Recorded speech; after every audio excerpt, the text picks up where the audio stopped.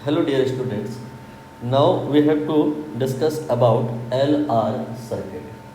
LR circuit से confusion हो सकती है little bit क्योंकि ये आप और भी आगे एक बार पढ़ोगे. That time जो chapter होगा that will be alternating current. So यहाँ पर आप एक दूसरा heading भी डाल सकते हैं इसके behalf पे कि growth and decay of current. थोड़ा अंतर मैं ब्रीफ कर दूँ. यहाँ पे LR सर्किट है और अल्टरनेटिंग करंट वाले में भी LR सर्किट होगा. तो अंतर क्या होगा? अंतर ये होगा कि this time LR circuit will be powered by DC source. आप देख लीजिए यहाँ पर 12 वोल्ट की बैटरी लगी है. ऐसा तो नहीं बनाया ना किसी ने. ऐसे अगर बना दिया तो फिर वो पावर जो आ रही है यहाँ पे वो AC सोर्स के थ्रू आ रही है.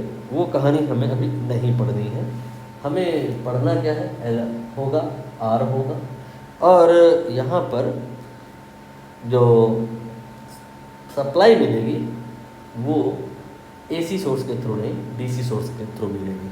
इस क्वेश्चन को करेंगे बट बिफोर दैट शॉर्ट में मैं थ्योरी ब्रीफ कर दूँ और देख लूँ कोई और क्वेश्चन भी तो नहीं है इस हेडिंग पे. तो बस एक ही क्वेश्चन है, डिस्कस कर लेते हैं इसे.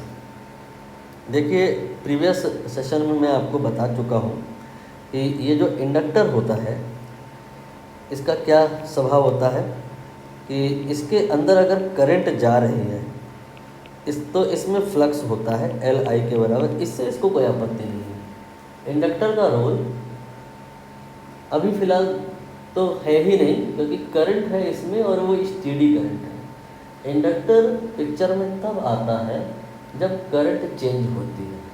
एग्जांपल दे दूँ मैं आपको. जैसे कि आपने नोटिस किया हो कि जो रॉड होती है लाइट चली जाती है जब तो ऑफ होती है, आ जाती है लाइट तो ऑन होती है. ऐसी बल्ब वो भी ऑन ऑफ होता है. पैटर्न देखिए अंतर है.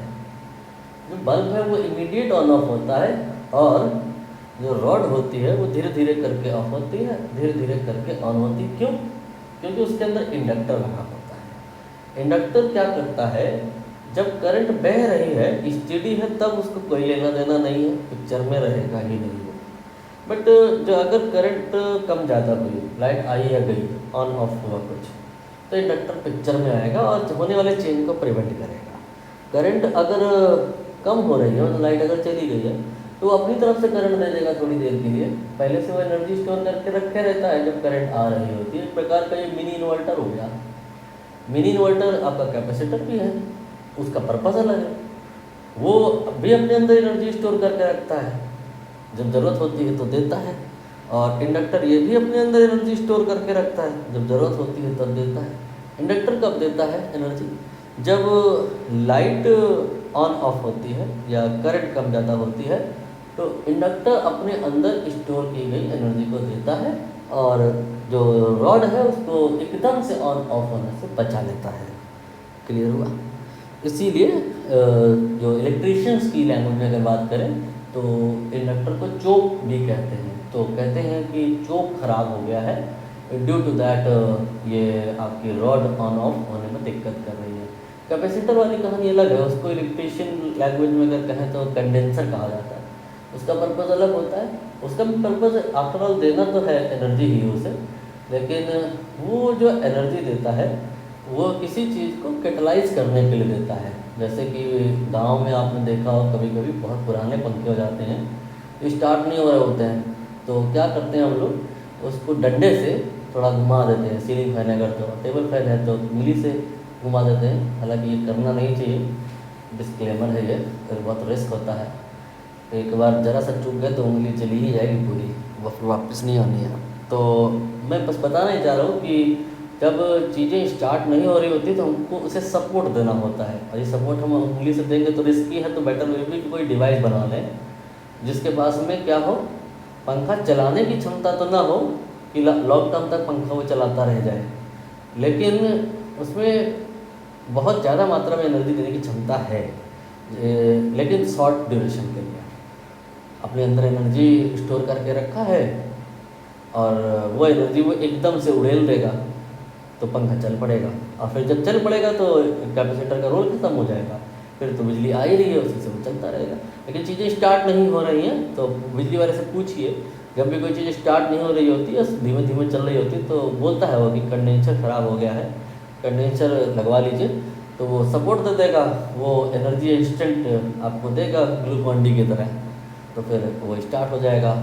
ऐसे ही उसमें भी कैपेसिटर लगा होता है, जो मच्छर मारने वाले रैकेट होते हैं उसके जो आप अगर स्पेसिफिकेशन में देखो तो लिखा रहता है 4000 वोल्ट।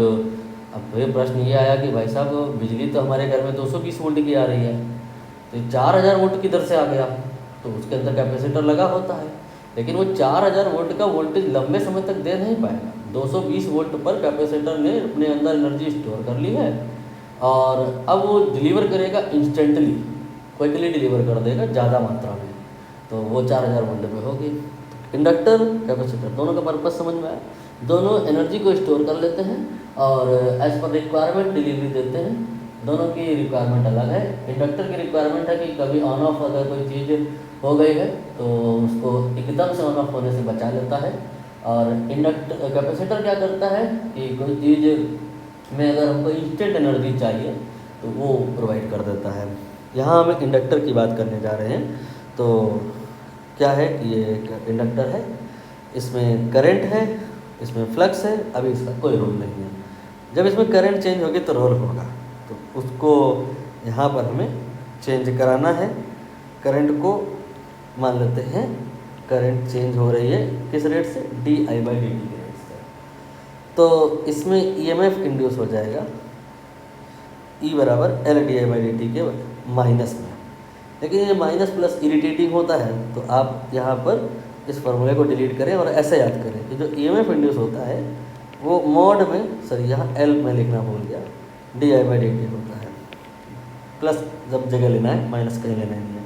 फॉर एग्जांपल अगर L की वैल्यू 3 है और di/dt की वैल्यू ये 8 है, तो होगा क्या कि जो ईएमएफ इंड्यूस होगा वो कितना होगा, 24 होगा। ठीक, अब ये ईएमएफ जो इंड्यूस हुआ है, मैंने जैसे आपको अभी बताया, इसका पर्पज़ क्या है, ऑन ऑफ को एकदम से होने से रोकता है।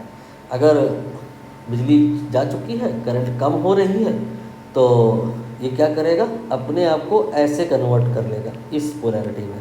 देखिए क्या है, ये माइनस है, ये प्लस है, ये करंट देखिए जो देगा ये अपने आप को जिस बैटरी में कन्वर्ट कर रहा है, वो जो करंट देगी वो एक्चुअल करंट के साथ में ऐड होकर के जाएगी।